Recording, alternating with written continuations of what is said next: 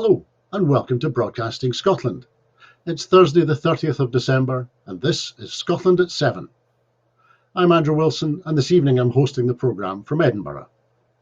First we will have today's coronavirus update and then I will give you today's headlines from Scotland and around the world. As of 2 p.m. today, since the start of the pandemic, a total of 3,953,309 people in Scotland have been tested through the NHS Scotland labs and the UK Government regional testing centres. Of these, 3,050,420 have been confirmed negative and 902,889 have tested positive. There are 16,857 new cases of COVID-19 confirmed by a test, although not everyone with the virus will display symptoms and not all of those with symptoms will be tested. The figures being reported today do include a backlog of results from before Christmas. Of the people who have tested positive, 810 were in hospital last night, 34 of whom were in intensive care. There are 9 new reported deaths of people who have tested positive, and so that means that the number of patients in Scotland who have died from complications caused by the coronavirus infection now stands at 9,845. This number only includes those who have died having received a positive test for the virus in the previous 28 days. As of 8 a.m. this morning, 4,381,226 people had received their first dose of the COVID-19 vaccination, 4,012,490 had received their second dose, and 2,944,977 have received a third dose or their booster. And for completeness, the latest UK daily figures were not available, I'm afraid to say, at the time that we came on air this evening. Late on Wednesday, Ghislaine Maxwell, who was found guilty by a US jury of helping the late financier Jeffrey Epstein sexually abuse teenage girls, sealing a remarkable fall from grace for the English socialite. Maxwell, 60, was accused of recruiting and grooming 4 teenagers between 1994 and 2004 for Epstein, her former boyfriend, who killed himself in 2019 in a Manhattan jail cell while awaiting trial on sex abuse charges of his own. She was convicted on 5 of 6 counts, including 1 count of sex trafficking. Lawyers for Maxwell, who faces up to 65 years in prison, vowed to appeal.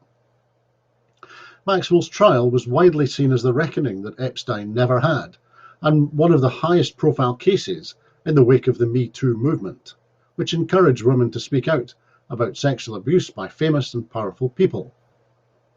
During the month-long trial, jurors heard emotional and explicit testimony from 4 women who portrayed Maxwell as central to their abuse by Epstein. 3 of the 4 said Maxwell herself touched their bare breasts or took part in the encounters, which often began as massages.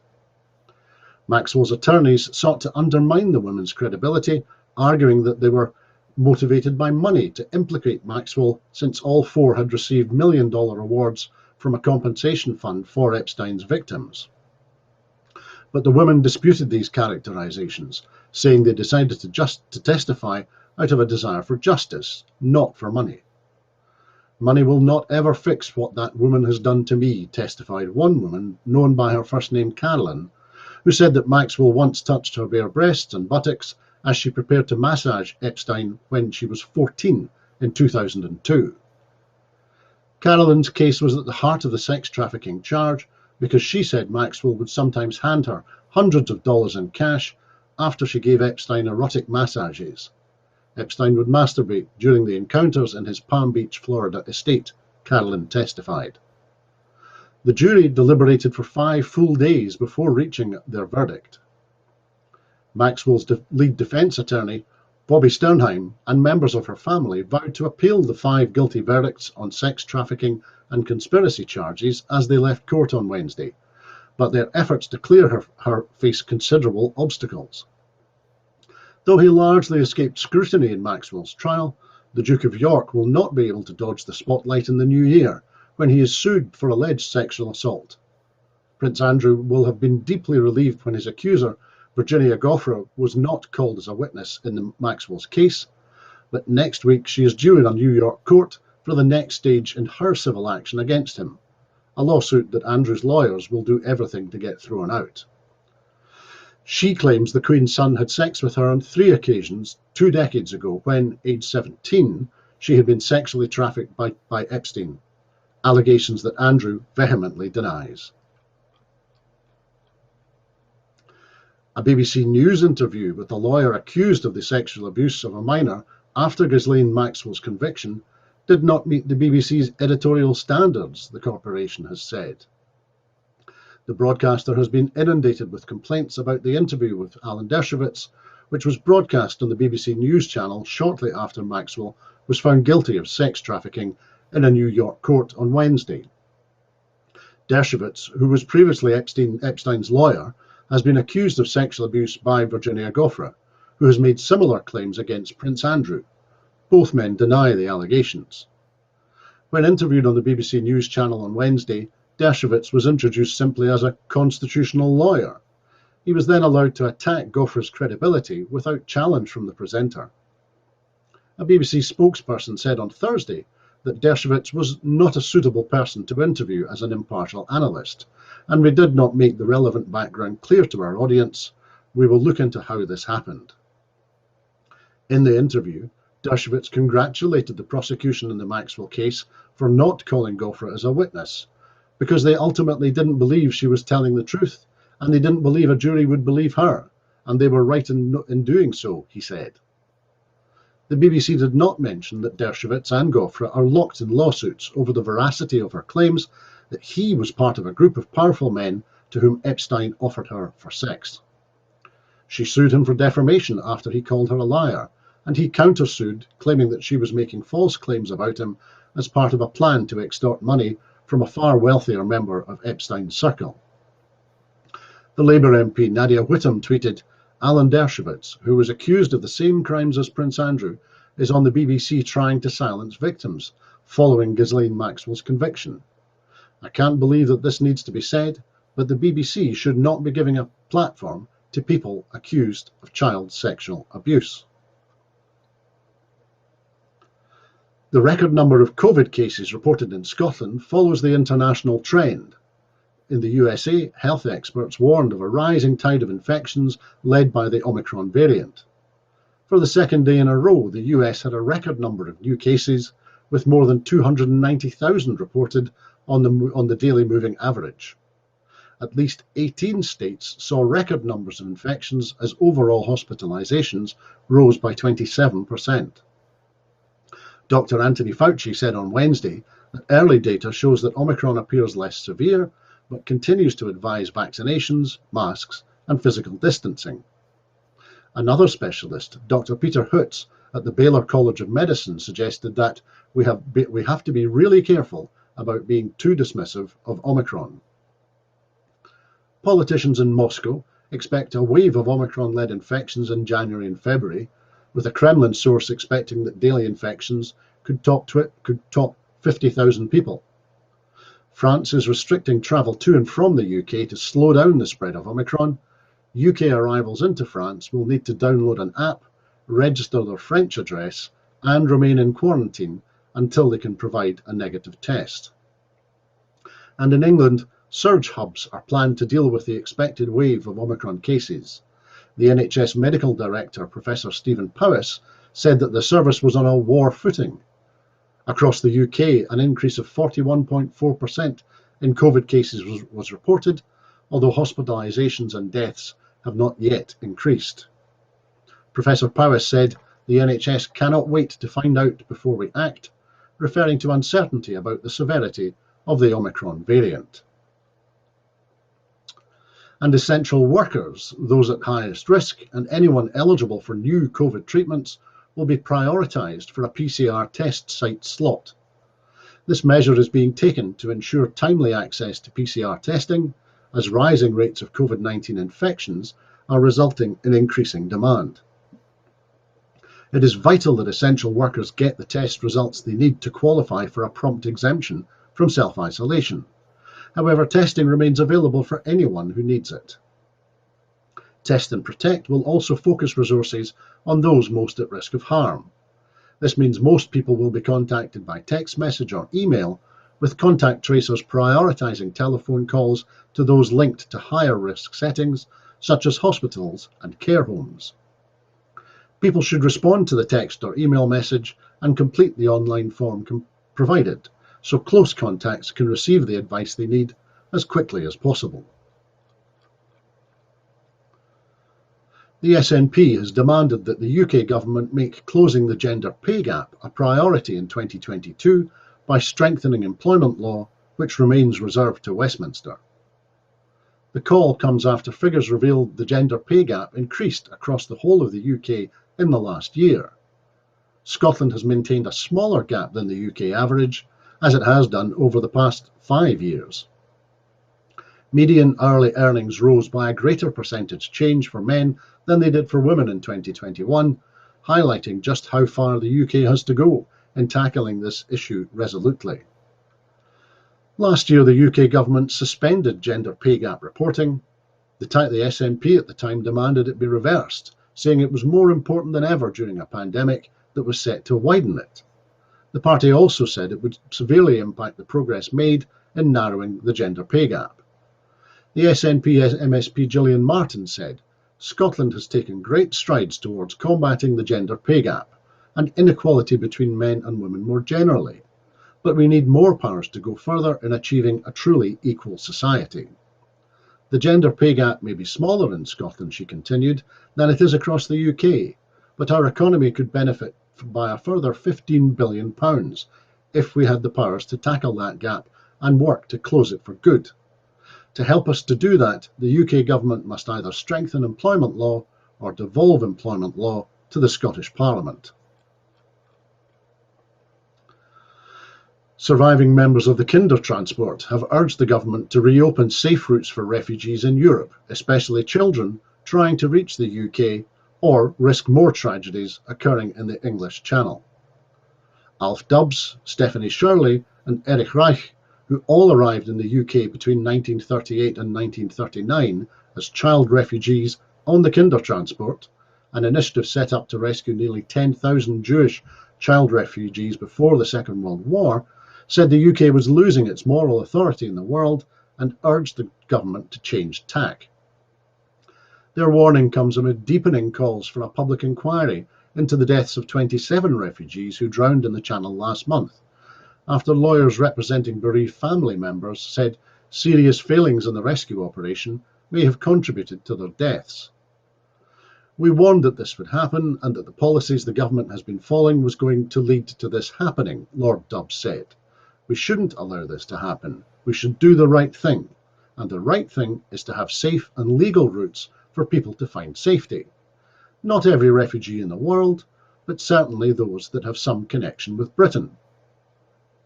"That's what the position was before we left the EU," he continued, "and it's really a tragedy that we've gone backwards in this regard."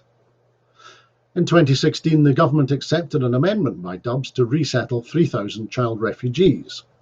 Once that scheme ended in 2020, only 480 unaccompanied asylum-seeking children from Europe were resettled. After the UK left the EU, Dubs put in another amendment which would require the government to negotiate an agreement with the EU to ensure that unaccompanied children in Europe could continue to come to the UK to join a family member after Brexit. But it was rejected, he said. "They're closing down legal routes to safety, and I find that shocking," he said. "We are pushing asylum seekers into the sea. We're just doing the same as what is happening tragically in parts of the Mediterranean."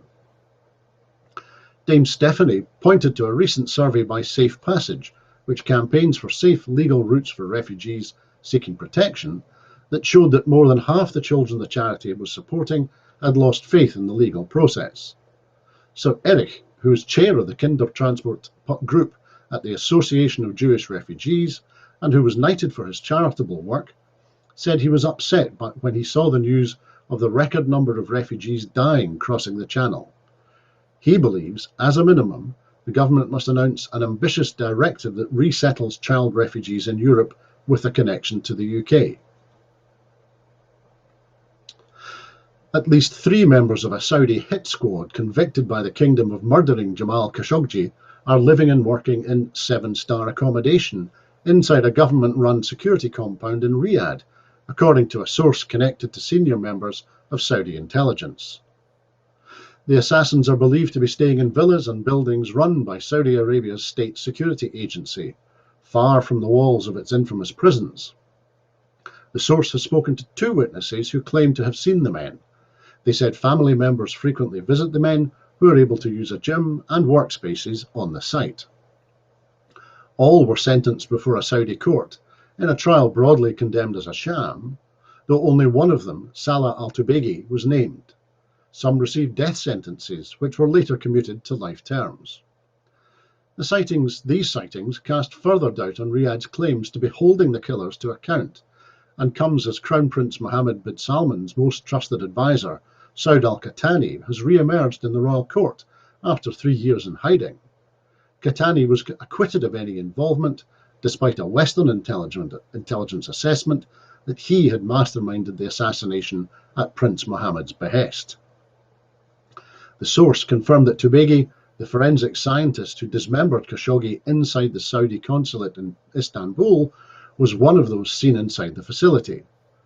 Mustafa al-Madani, the body double dispatched by the hit squad team to create the ruse that Khashoggi had left the consulate alive, has also been seen, as has Mansour Abu Hussein, who is accused of leading the operation. Both witnesses have visited the compound on several occasions in the past 2 years. They say that the men were relaxed and appeared to be performing normal duties. Visitors, including caterers, gardeners, technicians and family members, frequently attend the compound, according to the intelligence source. In December 2019, after proceedings shrouded in secrecy, a Saudi court acquitted 3 defendants, sentenced 5 more to death, and a further 5 to prison terms. The 5 men sentenced to death were not organisers and were eventually legally pardoned in May 2020 by Khashoggi's children in an arrangement brokered by Prince Mohammed. Little has been revealed until now about the whereabouts of the main players in the plot, but their apparent presence in a modern, well-equipped intelligence compound, where they enjoy freedom of movement, is starkly at odds with assurances by the Saudi royal court that the perpetrators faced tough punishment. These revelations come as mystery continues to surround the identity of a man arrested by French police earlier this month, who was initially identified as a member of a secondary team of the Khashoggi assassins. Khalid Eid al-Otaibi was arrested at Charles de Gaulle Airport on 7 December on the basis of a warrant issued by Turkey. French police later said that the arrest had been a case of mistaken identity. However, Turkish officials are understood to believe that France may have captured the right man and then freed him for political reasons. More women and girls living and working in Scottish agriculture will be able to apply for funding for courses to help develop their skills. Eligible courses include support to get tractor and trailer driving certificates or help to train sheepdogs. The Practical Training Fund, which was launched earlier this year and is administered by Lantra Scotland, has already supported more than 400 women and girls to undertake courses to develop their skill sets or to change careers. From today, women and girls over the age of 13 can apply for up to £500 or more on a case-by-case basis for the cost of a practical or technical training course through the fund, with the first batch of successful applicants being notified by the end of January 2022. It has been supported by another £75,000 of Scottish Government funding, with £20,000 of the funding ring-fenced for applicants living on island communities. The Rural Affairs Secretary, Mary Gudgeon, said, "This year we have committed £300,000 to support women in agriculture, including the wider rollout of the Personal Development Training Programme Be Your Best Self, a project to test innovative solutions for childcare in rural areas, and the development of SkillSeeder, a skills-sharing app which provides an easy-to-use, one-stop shop to find training and skills development opportunities across the country, particularly for those in rural and island areas." And that was our final item this evening. In making these programmes, Broadcasting Scotland relies on the support of viewers and others who value our distinctive approach to news, current affairs and culture. If you would like to support us, and we would really like you to support us throughout 2022, then please consider subscribing or donating to Broadcasting Scotland, and you will find the link to do that on the screen. There are other ways in which you can contribute to our work. If you would like to volunteer to work with Broadcasting Scotland, either behind the scenes or in front of the cameras, or in any other way that helps to promote the station, then please visit our website at www.broadcastingscotland.scot and send us a message there. Meantime, we will be here at 7 o'clock tomorrow evening for the next edition of Scotland at 7, which is the review of the news and headlines from the second half of 2021, and that will be hosted by Hugh with Sam and Brian. So please, tune in then. We will also have a music programme broadcast tomorrow evening in time for the bells, so look out for that later on tomorrow evening too. But thanks to all of you for joining us on Broadcasting Scotland this evening. I hope that you enjoy a very happy Hogmanay, and I also hope that you keep warm and keep well. Bye-bye. What distinguishes Broadcasting Scotland from a website or blog, apart from our brilliant programmes, Hi there, I'm Gordon Ross. are the costs we face to enable us to produce those programmes. These costs are significant and ongoing. However, our facilities are able to do so much more if only we had the staff. In the last year, some of our supporters have cancelled their subscriptions. In one way, we would prefer it if it was because they didn't like us, rather than it being because of the financial pressures which we are all under because of COVID. The really positive outcome of our fundraiser is that at a time of economic challenge in Scotland, we will use your donations to create jobs and in a small way contribute to improving the Scottish economy. If you want us to be Scotland's independent broadcaster, able to provide an alternative mainstream television platform, then please support us. Scotland is going to be an independent country. Just imagine what we could do if we had even 1% of the BBC Scotland channel's budget. Imagine. And then please consider turning your imagination into reality. Please support us if you can afford it.